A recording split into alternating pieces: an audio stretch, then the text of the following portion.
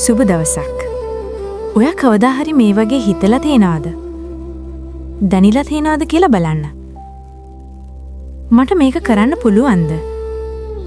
මට බැරි වෙයිද? අනිත් අය වගේ මම පර්ෆෙක්ට් නැහැ. අන්න ඒ වගේ වෙලාවේ ඔයාට දැනෙන්නේ බය, සැකය, එහෙම නැතිනම් අවිශ්වාසය. ඒක තමයි ඒ self confidence අඩු වෙලා තියෙන ලකුණක්. අද අපි කතා කරන්න යන්නේ අන්න ඒ ස්වයං විශ්වාසය, self confidence ගැන. self confidence කියන්නේ මොකක්ද? සරලවම කියනවා නම් මට මේක කරන්න පුළුවන් කියලා තමන් ගැන විශ්වාස කිරීම. ඒක පර්ෆෙක්ට් වෙන්න ඕනේ නැහැ. වැරදි වෙන්න පුළුවන්. හැබැයි තව දුරටත් උත්සාහ කරන එකයි වැදගත්. එහෙමනම් self confidence අඩු වෙන්නේ ඇයි? මොකද දන්නවද? අපි අපේ life එකේ අනිත් අය සමග compare කරනවා, failures ගැන හිතනවා, negative comments අහනවා.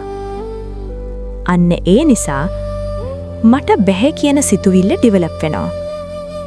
තමන්ට trust නැති වෙනවා. අන්න එතකොට mindfulness මෙතනට වැදගත් වෙන්නේ කොහොමද? mindfulness කියන්නේ මේ මොහොතේ තමන්ගේ සිතුවිලි දැනගන්න එක. ඉතින් ඔයාට ඔයාගේ හිතට එනවා මට බැහැ කියන සිතුවිල්ල. ඉතින් mindfulness practice කරනකොට ඒ සිතුවිල්ල observe කරන්න පුළුවන්. ඒක ඇත්ත නෙමෙයි කියලා අන්න ඒ වටහීම ඔබට ලැබෙනවා. අපි දැන් මේ වගේ self confidence build කරන ක්‍රම මොනවද කියලා බලමුද? ඔයාට මේක slowly develop කරන්න පුළුවන්. 1. negative thoughts හඳුනා ගන්න. ඔයාට හිතේ එනවා මට බැහැ, මම හොඳ නැහැ වගේ සිතුවිලි. අන්න එතකොට මේක සිතුවිල්ලක් විතරයි කියලා හිතන්න. 2. small wins නැතිනම් පුංචි පහේ ජයග්‍රහණ ફોකස් කරන්න. ලොකු goals එකවර achieve කරන්න try කරන්න එපා. පොඩි දේවල් වලින් start කරන්න. අද පාඩමක් complete කරනවා. අද task එකක් finish කරනවා. අන්න ඒ වගේ. මේ වගේ දේවල් වලින් ඔයාට ඔයාගේ confidence build කරනවා. 3. compare නොවෙන්න. අනිත් අය සමග compare කරනකොට confidence අඩු වෙනවා. අන්න ඒ නිසා මම කලින් හිටපු මට වඩා better වෙන්න focus කරන්න. 4. positive self talk. ඔයා තමන්ට කියන දේවල් හරිම important. වැදගත්. මට බැහැ වෙනුවට මම try කරනවා කියලා හිතන්න.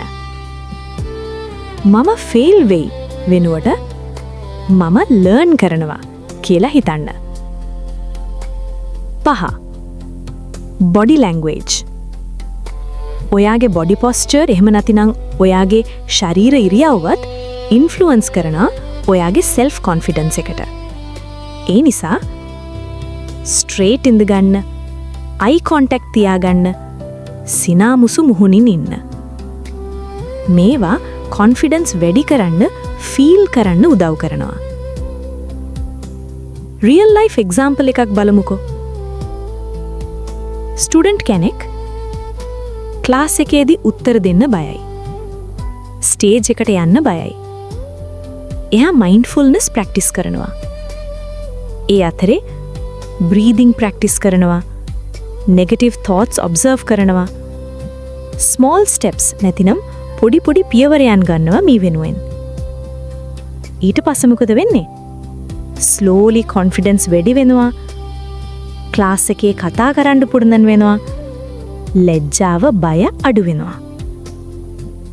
ඔයාට පුරුනම් failures නැතිනම් පසුබෑම් ගැන හිතන ආකාරය වෙනස් කරන්න. failures කියන්නේ එහෙම නැතිනම් අසාර්ථක වීම කියන්නේ end එකක් නෙමෙයි. අවසාරයක් නෙමෙයි. ඒක ලෙසන් එකක්. අලුත් පාඩමක්. ඔයා ෆේල් වුණොත් මට බැහැ කියන්න එපා. මම තව ඉගෙන ගන්නවා කියන්න. ඔයාට මේක ඩේලි ප්‍රැක්ටිස් කරන්න පුළුවන් දන්නවද? මිර එක ඉදිරියට ගිහින් පොසිටිව් වචන කියන්න. තනියම කතා කරන්න. ඩේලි පොඩි පොඩි ගෝල් සෙට් කරන්න. මිස්ටේක්ස් වලින් ඉගෙන ගන්න. එහෙනම් අපි මයින්ඩ්ෆුල්නස් සහ කොන්ෆිඩන්ස් කොහොමද බලපගන්නේ කියලා බලමුද?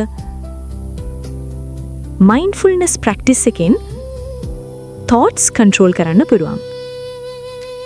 fear නැතිනම් බය අඩු වෙනවා. calm mind එකක් වර්ධනය වෙනවා. අනේ නිසා confidence ස්වභාවිකවම වර්ධනය වෙනවා. අවසානයේදී ඔයා perfect වෙන්න ඕනේ නැහැ confident වෙන්න. ඔයාට හැම දෙයක්ම දැනගන්න ඕනේ නැහැ. try කරන්නයි ඕනේ. මතක තබා ගන්න confidence කියන්නේ බය නැති එක නෙමෙයි.